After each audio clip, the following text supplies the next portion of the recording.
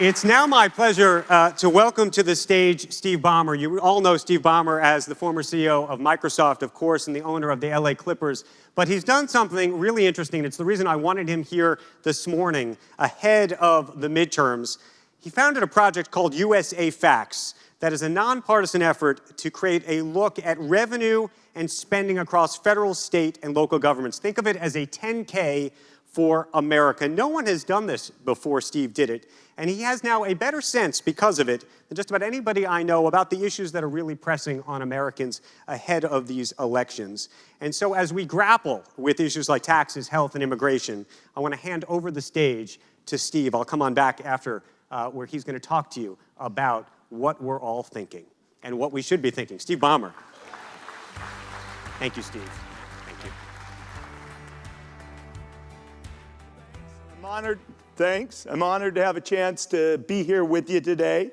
As Andrew said, I've spent the better part of 4 years trying to understand where government gets its revenue, where it spends its revenue, and since we're not talking about a corporation, what kind of outcomes government's getting for the spend that it puts in. For today, we decided to take just a few of the issues that are in front of us and look at them by the numbers.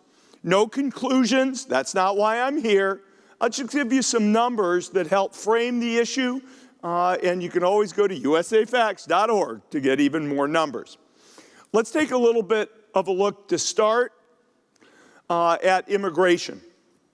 A lot is being discussed in immigration. Some of the issues have to do with asylum and refugees. I didn't choose to focus in on that, but the data is available. Let's just take a look at border security, one of the things that is most talked about. In my view, as a current business person also, you start with the numbers. What is the issue?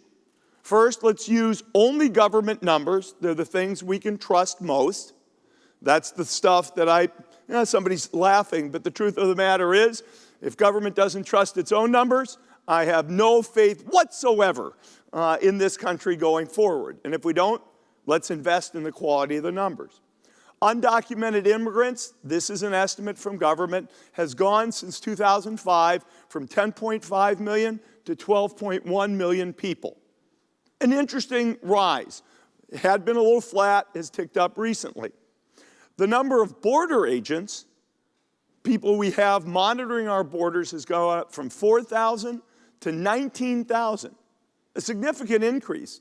And if you assume the average burden cost of a border agent is, let's call it $100,000, you'll find a very large expenditure per year in border agents. The number of people apprehended at the border has gone down from 1.7 million people a year to 300,000 people a year. What do we make of this? As we think about policy, are we trying to get the number of undocumented immigrants down to zero? That's highly unrealistic and prohibitively expensive. Yes, politicians can pontificate on both sides about how open or closed our borders should be, but ultimately we have to make decisions of what we're trying to do by the numbers and what we're willing to invest. Whether you believe in a wall or don't believe in a wall is relatively inexpensive, and I'm not saying that's a good thing or bad thing. The proposed wall cost is relatively inexpensive compared to border agents. But border agents have a lot of advantages that physical infrastructure doesn't. So how to think about this problem? Why do we have more border agents today and fewer apprehensions and a rise in undocumented immigrants? And there's a lot of theories you could have around that. You could say, hey, are the border agents less effective than ever before? Where are we? How to think about it. Some numbers to frame the question. If we take a look at healthcare, another hot topic, it is interesting. In inflation-adjusted numbers, we've gone from about $3,000 per person in healthcare costs in 1980 to $9,500 today.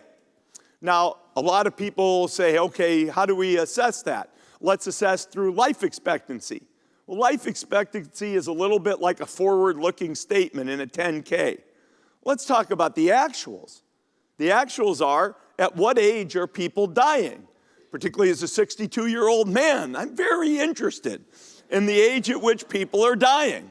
And you would think that massive investment we've made in healthcare would extend life. And yet since 1999, the average age at which people die has only gone from 72.3 years to 72.9 years. How much are we really buying for healthcare spend? Where should it be paying off? How do we think about that? As we talk about more people being eligible, that's a great thing. As we talk about the cost structure, are we getting our bang for the buck? Up to everybody to decide on their own. People then, in that context, say, how do we control healthcare costs? Well, if you look at it today and just the amount of money spent on health insurance, so this doesn't include out-of-pocket money, it doesn't include healthcare research, but just on healthcare spending, insurance spending, only about 4% is in direct purchase, and it has been going up in terms of cost per head. That's where you'd get the exchanges and some of that kind of purchase coming in. Employer-provided healthcare is the single biggest piece. It's about 40%, and you can see it has risen to about almost $5,300 per person per year. Interestingly, Medicaid and Medicare, the two that are most in the news, they are the biggest numbers, probably not surprising, at least in the case of Medicare. And yet they have sort of, if you will, gotten under control, at least in cost per head, and those numbers flattened out well before the ACA. What do we make about this? What do we make about how government regulates and structures the healthcare industry? Healthcare is about, something like 18% of the US economy today. Are we getting the bang for the buck? Who can help us control costs? What is government's role in the regulation and availability of health care? There's plenty of numbers that you can use to assess how our government leaders are doing, and our government leaders, in my opinion, should be using as they drive decisions. When Larry and Andrew are talking about the deficit and how it's exploding, there are a lot of issues that contribute. We're not going to talk, at least I'm not going to talk about the deficit today, and yet certainly healthcare and healthcare spending is a big part of the issue. Let's talk about wages, another big part of the election. And what does that look like? Probably a couple of salient facts. Number one, if you compare back to 2001, when 62% of the people over the age of 16 are working, that number today is 59%. Some people say that has something to do with unemployment. Well, of course, unemployment is near record lows. So what does this represent? It could represent the aging of the population. It could represent other criteria. If you look at what people are getting paid, the median income, $37,690 in the middle, and then you see various occupations. Food preparation, the lowest wage job. These are all stacked by wages. You can see on the right side, 20,000 on up to 100,000. The jobs that are growing below the median income, food prep, home health aides and other personal care, sales, cashiers, etc. Those jobs in aggregate have added 5.4 million since 2001. The higher than median income paying jobs have added 9.2 million. Bravo! Our economy is in many ways working well.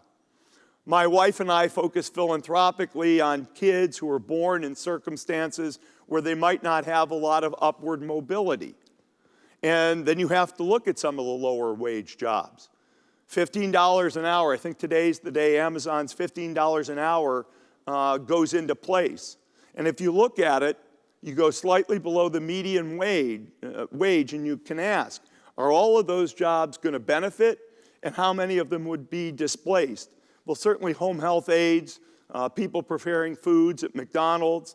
I'm not suggesting we raise or don't raise the minimum wage, but there's an interesting set of things you can look at by the numbers. Last thing I want to just hit briefly is a look then at income.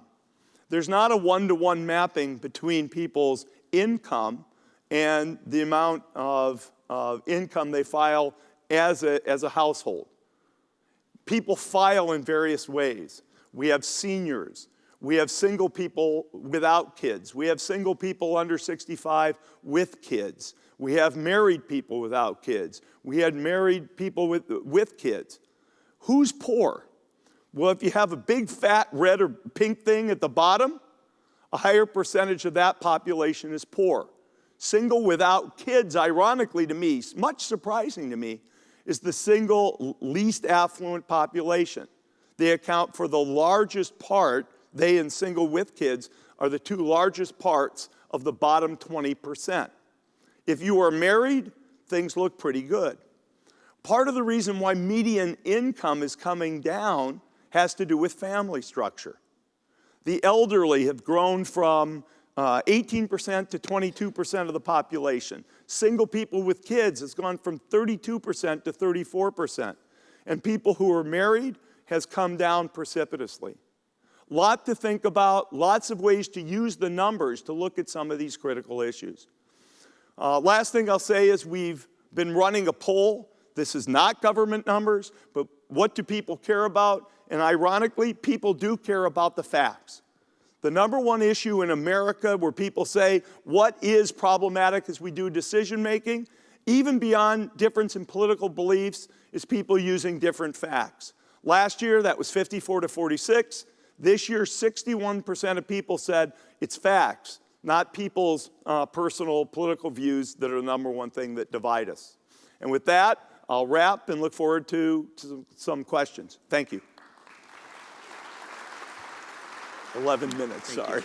I appreciate it. Thank you, that was fascinating. And where I wanted to pick up this conversation was actually on this last slide about facts. Because we live in an age where people talk about fake news and the role of social media in really persuading people of different views. And you have lived in the world of technology for so long.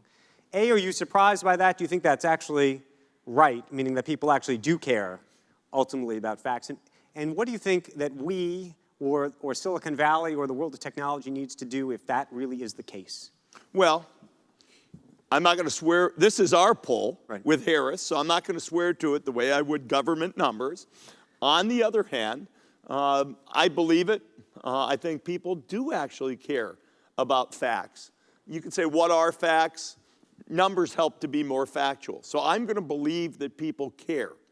The other thing which we found in our poll is people will say social media is their number one news source, and people will also tell you social media is the least trustworthy news source out there.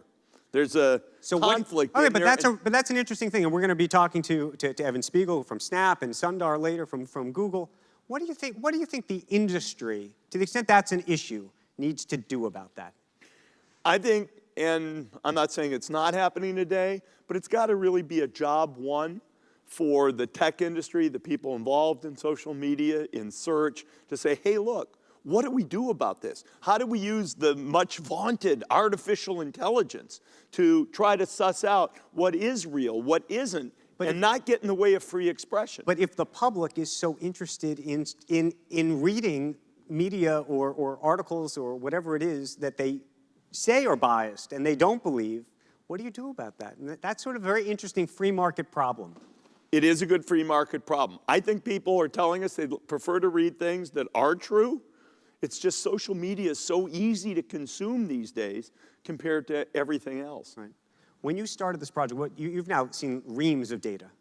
What was the most, is there one piece of data you thought was the most surprising of all of it?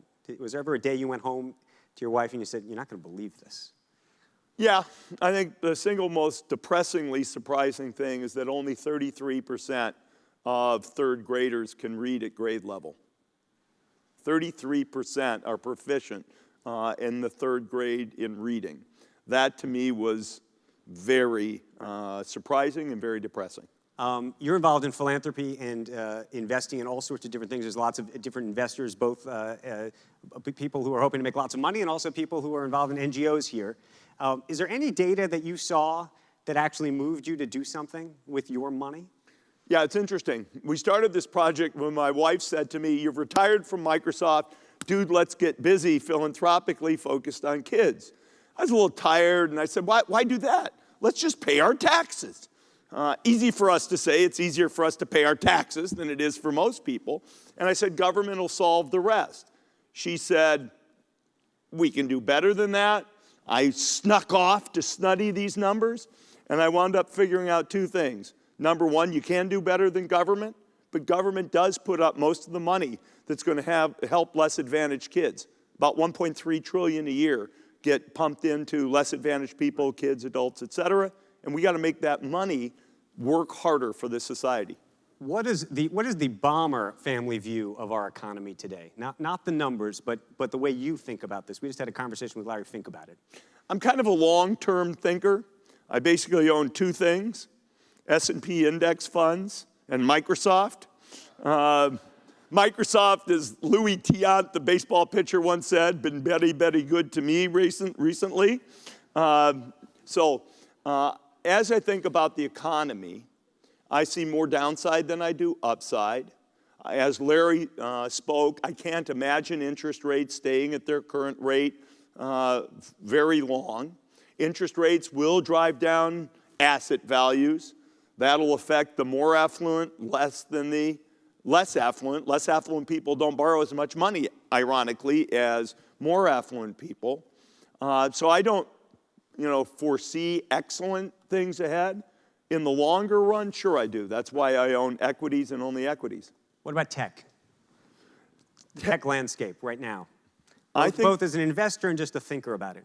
I think there's a lot of interesting work, and I think there are some big things happening technologically that will unleash so much. AI was a big word when I started in tech. Then it became a discredited word because we were talking about AI before its time. Now it's back. And I really believe in the concept, and I've believed in it for many years. How do machines enhance your ability, any person, to do something you want to do? And I see so much more opportunity for that. Where are we? People talk about the AI war, and you're going to be hearing about AI ethics in a little bit on this stage, but the AI war between the US and China. Would you bet on Alibaba or Microsoft? Microsoft. But you challenge me a little higher.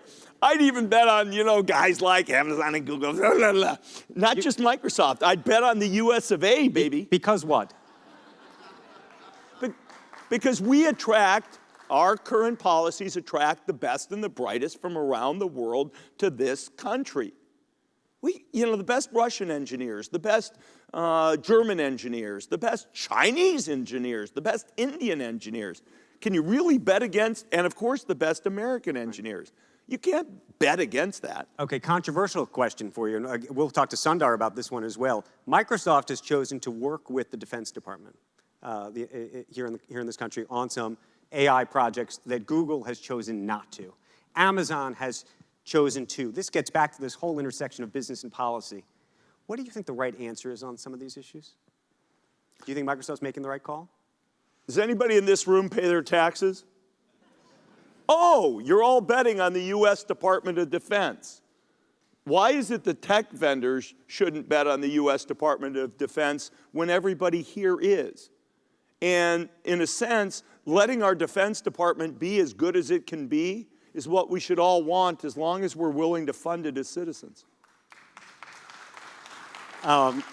Two final questions from me, and then I really want to open it up. And also I want to show something that everybody can go home and do in just a bit. I want to ask you the distinction or difference between being a CEO of a big tech company and the CEO and owner of a basketball team.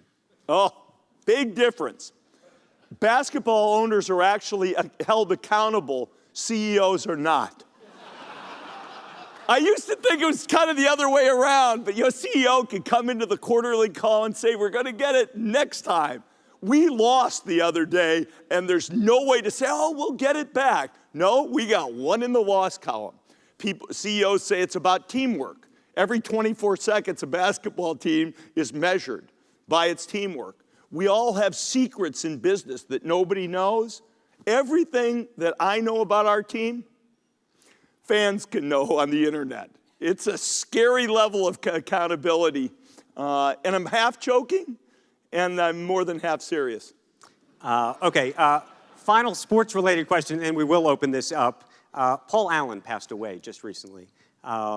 And I know you worked with him and probably had a complicated relationship, I think is maybe a fair way to say it. No, I had a really, actually not. But he helped you or pushed you to buy the LA Clippers, which raises the question, there is going to be a football team that might become available in your home city. Is this something that you might want to buy? Well, I do want to say one thing. Paul is a good friend. Nothing complicated for me about that. And Paul did a great service to the city of Seattle by keeping the Seahawks in our town. I want to make sure the Seahawks stay in our town. I think Paul's family wants that to happen. I don't think they need any help from me. But at the time that might become an issue, I'm sure many buyers will look at it. I have enough sports, but I am also interested, as Paul was, in making sure that team never leaves Seattle. Okay, fair enough. Finally, let's just show people on the screen, because this is something you can do tonight. And if you're thinking about voting, and I hope you are next week, you should take a look at this. Can we show on the screen something that's actually on the site? And maybe you can explain it better than I can. Yeah, we call it Voter Center. You can enter in your zip code. We'll show you the candidates. We've scraped all of the websites from the candidates to capture their points of view. We've supplemented their points of view with the data that exists, numbers that exist factually on any issue. So here you can see foreign policy, passports, foreign aid. We show you the numbers that are relevant next to a candidate's position. So you can, if you want to touch on Kristen Gillibrand, and you'll see her positions on the left, and on the right, you will see relevant data. So we click on education. Here's the education data right next to her positions on the issues. Okay, I wanted everyone to see that because I know we have some, it's a business crowd. We have data nerds. They want to see this stuff, so thank you for that. Why don't we open it up, because I know there are so many questions in this audience for Steve. And we have a hand right here in the front here. We'll go, you can go to him right here, and then I'll come down to here. Greetings, Bill Myers with Liberty Global. Tim Cook was in Brussels a week ago, and he talked about data, protect privacy as a human right. Curious to get your perspective on how personal data is being used today by a lot of these big platforms and the position that Microsoft has historically taken. Yeah, I don't want to comment about where Microsoft is today. I can give you almost 5 years out-of-date news, so I don't want to do that. I can give you an opinion based upon kind of my view of the world. I think there are two basic cases. If you have an understanding with your customer that you're going to keep their data private, that lives above everything else. If you have an understanding with your customer that their data will be used in perhaps anonymized or non-anonymized form for other purposes, and you're clear about what those are, and your customer can assess that, that's also fair. The problem is you get into confusion between those two endpoints. And I think it is incumbent, particularly on the people who sell advertising, to try to be able to be crisp and clear on what their real privacy statement is to their users. I know that's a very hard problem from my time at Microsoft. It's very hard to describe what's going on technically in a way that users will understand, but to me that's the fair trade. And there are certainly people who give up their privacy in order to get a free service. There's no question about that. I think we had another question right here in the front. Thank you very much. Andrew Baldas from BGD Holdings. I'm very interested in your views. You laid out 3 facts, one of which was that 33% of third graders do not match up in reading levels. And you talk about vast changes, which I empathize with and I'm invested in technology, which is yet to come. And we talk about 1.3 trillion being spent in portions on education. What does the future hold if you have this kind of tectonic changes in the offing and a body of human capital so inadequately positioned vis-a-vis something you and I and everyone here, I suppose, share deeply in, the idea of betting long-term on America. What does that portend? I'm interested in your thoughts. Thank you. Yeah. I may have misspoke. It's about $600 billion out of $5.7 trillion of government spend that goes into education as opposed to other programs for the disadvantaged. My personal belief is, yes, our schools need to be better, but a lot of the issues that face kids that get in the way of educational performance are actually outside the classroom. Does my mom have the time to stay at home? Is she able to read to me during that time? Am I prepared that way? We've invested in a program at the University of Chicago to take a look at new technologies to try to help kids get exposed to more words when they're younger. When you get to older grades, is the issue that you don't want to go to school or you have to stay home in the morning to take care of your younger brother or sister, or mom's boyfriend beat her up last night and you were absent for the day as you try to help mom. So I think there's a whole set of things that we need to invest in that don't look directly like pedagogy if we're really going to move those numbers. Okay, I think we had one more final question. Byron Wien, right there. Byron. Thank you. Steve, I'm looking at some figures that show that China is going to be spending more money on research and development than the U.S. starting next year. I don't know if you see that same data, but China has a very vigorous program, Made in China 2025, where they want to be the leader in digital technology, biotechnology. If they achieve that goal, and if we are really underspending them, we're going to lose our competitive advantage. Do you see it the same way, or do you not trust those figures? I probably don't trust the figures, but the point is still well worth discussing. I do believe that R&D spend is a critical part to economic growth for the country, for individual businesses. I do think R&D spend, we wouldn't spend an infinite amount of money. So the question is, what's appropriate? Central government policy in China might get you there. I'm still a big believer that capitalism will get you to the right level of R&D spend also. If you take a look at successful US companies, some of it is because of their R&D spend. Some of it is because they had the right idea, not because they hemorrhaged R&D spending. And some of it is they understood how to popularize the product. We are lucky. We still own the biggest domestic market in the world, and that allows our companies also to get their products to critical mass and learn faster. So yes, I can be somewhat alarmed, and yes, I can recognize the assets, which I think are even stronger, that we have in this country. Steve Ballmer, everybody, thank you. Thank you so, so much. Thanks. It's fun. Thank you.